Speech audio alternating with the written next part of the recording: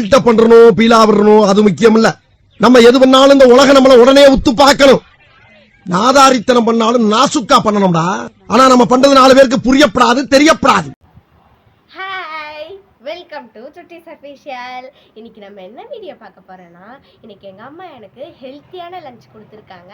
அது என்ன லஞ்சுன்னு பார்த்தீங்கன்னா கீரை சாதம் தான்.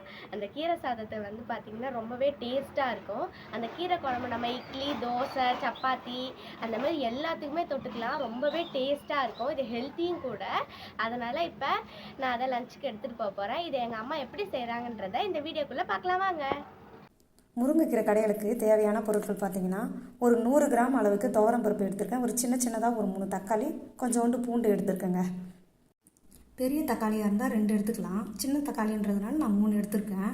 இப்போ என்ன பண்ணலாம், ஒரு வானலில் இந்த பருப்பை கழுவி அதில் பூண்டு, தக்காளி இதை போட்டு வேக விட்டுக்கலாம். இந்த மாதிரி பாருங்கள், வெந்து வருதுங்களா? இந்த மாதிரி வெந்து வரும்போது நீங்கள் குக்கரில் வைக்கிறத விட இந்த மாதிரி வானலில் வச்சிங்கன்னா டேஸ்ட்டாக இருக்குங்க. கீரை நிறைய பேருக்கு கீரை பிடிக்காது காரணமே நிறைய பேர் குக்கரில் பருப்பு வேக வைப்பாங்க, அதனால தான் பிடிக்காது. நீங்கள் இந்த மாதிரி ஒரு தடவை ட்ரை பண்ணி பாருங்களேன், சூப்பராக இருக்கும். கீரை சாப்பிடாதவங்க கூட விரும்பி சாப்பிடுவாங்க தெரியுங்களா கீரை. அது ஒரு பக்கம் வேகட்டும். நாம் பறித்து வச்சுருக்க இந்த முருங்கைக்கீரையை இப்போ நம்ம உருவிக்கலாங்க. ஒரு புடி அளவு கீரை போதுங்க 100 கிராம் பருப்புக்கு.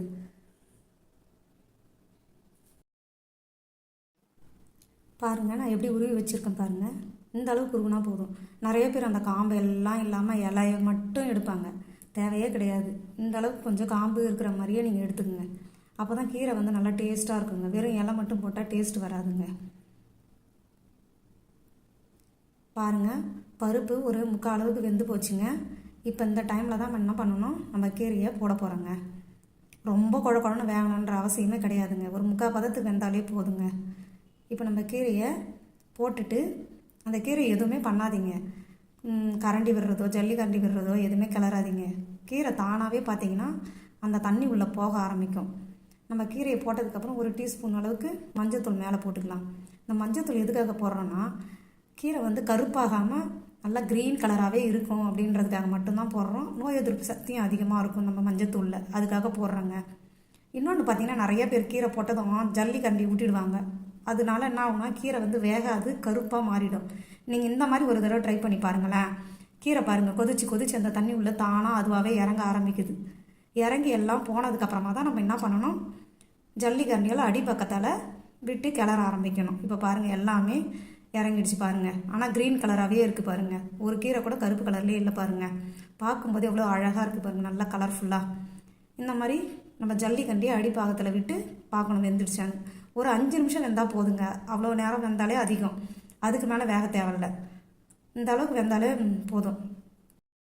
கீரை வெந்ததுக்கப்புறமா நம்ம எடுத்து நான் சட்டியில் தாங்க கடைய போகிறேன். சட்டியில் எடுத்து ஊற்றிட்டு தண்ணி வடிகட்டிட்டு நான் ஒரு 4 சுற்று சுற்றினாலே போதுங்க, மைய ஆரம்பிச்சிடும். உங்களுக்கு பார்க்கும்போதே தெரியும் பாருங்கள். இப்போ எப்படி இருக்குது கீரை, இப்போ எப்படி இருக்குது பாருங்கள். ஒரு 4 சுற்று சுற்றினாலே சட்டியில் மசஞ்சிடுங்க. நிறையா பேர் மிக்சியில் போடுவாங்க, அது மிக்சியில் போட்டு கடையிறது டேஸ்ட்டே வராது, வேஸ்ட்டுங்க. இந்த மாதிரி கடைஞ்சி பாருங்கள், சாப்பிடாதவங்க கூட சூப்பராக சாப்பிடுவாங்க. கீரை ஓரளவு மசஞ்சதுக்கப்புறமா நம்ம தாளிக்கிற கரண்டி வச்சுக்கலாம். எண்ணெய் கொஞ்சமாக ஊற்றி கடுகு போட்டுக்கலாம். கடுகு பொரிஞ்சு வந்ததுக்கப்புறம் கொஞ்சமாக சீரகம் போட்டுக்கலாம். சீரகம் போட்டு கொஞ்சம் நல்லா பார்த்திங்கன்னா அது கலர் மாறி வரும். அந்த டைமில் நம்ம காரம் எவ்வளோ சாப்பிடுமோ அதுக்கேற்ற மாதிரி, குழந்தைங்க இருந்ததுன்னா கொஞ்சம் காரம் கம்மியாக இந்த மாதிரி மிளகா கிள்ளி அதை போட்டு இது பண்ணிக்கலாம். நம்ம பூண்டு ஏற்கனவே பருப்பில் போட்டுருந்தோம், கொஞ்சோண்டு இதுலேயும் கொஞ்சம் நசுக்கி போட்டிங்கன்னா நல்லா வாசமாக இருக்கும், சூப்பராக இருக்குங்க, நல்லா டேஸ்ட்டாக. இந்த பூண்டு நிறம் மாறி வந்ததுக்கப்புறமா கொஞ்சம் லைட்டாக பெருங்காயத்தூள் போட்டுக்கலாம். இப்போ அதை நம்ம கீரையில் எடுத்து கொட்டி கடைய ஆரம்பிச்சிடலாங்க. அந்த மிளகா கொஞ்சம் நல்லா ஓரளவு மயிற வரைக்கும் பாருங்கள். மிளகா மசஞ்சிடுச்சிங்களா? கொஞ்சமாக நம்ம உப்பு போட்டுக்கலாங்க. உப்பு போட்டு சும்மா ஒரு 2 சுற்று அந்த உப்பு கரையிறதுக்காக. அதுக்கப்புறமா இருக்கிற தண்ணி வடிகட்டணும் பார்த்திங்களா, அதை எடுத்து ஊற்றி நமக்கு எவ்வளோ வேணுமோ கீரை அந்த அளவுக்கு இது பண்ணிக்கலாம். பாருங்கள் இப்போ எவ்வளோ பாருங்கள், ரொம்ப தண்ணியாகவும் இல்லாமல் கெட்டியாகவும் இல்லாமல் எப்படி இருக்குது பாருங்கள், பார்க்குறதுக்கே செமையாக இருக்குது பாருங்கள். இந்த முருங்கைக்கீரையில் இரும்பு சத்து அதிகமாக இருக்குங்க. வாரத்தில் 2 நாளோ இல்லை 1 நாளோ குழந்தைங்க கண்டிப்பாக கொடுங்க. இது கொடுக்கறதுனால என்னன்னா, குழந்தைங்க சுறுசுறுப்பாக இருப்பாங்க, ஆரோக்கியமாக இருப்பாங்கங்க. சாப்பிடாத குழந்தைங்க கூட பார்த்திங்கன்னா இதை சூப்பு மாதிரி கூட நீங்கள் பவுலில் போட்டு கொடுங்க, அப்படியே ஸ்பூன் போட்டு அழகாக குடிப்பாங்கங்க. ஏன்னா நம்ம வீட்டிலேயே மரத்தில் இதில் இருக்கிறதுனால மருந்து அடிக்க மாட்டோம், எந்த ஒரு சைட் எஃபெக்ட்டும் வராது இந்த முருங்கைக்கீரையில். கண்டிப்பாக நீங்கள் வாரத்தில் ஒரு தடவையாவது இந்த கீரையை சாப்பிடுங்க.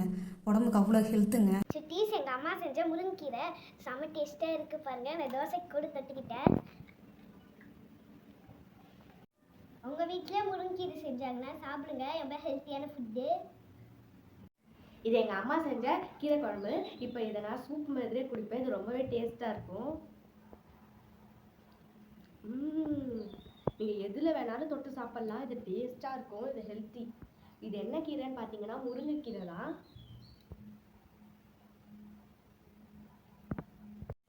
உங்கள் அம்மாவும் இந்த மாதிரி கீரை குழம்பை வந்து செஞ்சு கொடுத்து சாப்பிட்டுட்டு எப்படி இருக்குன்னு சொல்லுங்கள். இந்த வீடியோ உங்களுக்கு பிடிச்சிருந்ததுன்னா எங்கள் சுட்டீஸ் அஃபிஷியல் சேனலுக்கு லைக் பண்ணுங்கள், ஷேர் பண்ணுங்கள், சப்ஸ்கிரைப் பண்ணுங்கள், கமெண்ட் பண்ணுங்கள். பாய். இன்னொரு வீடியோவில் பார்க்கலாம்.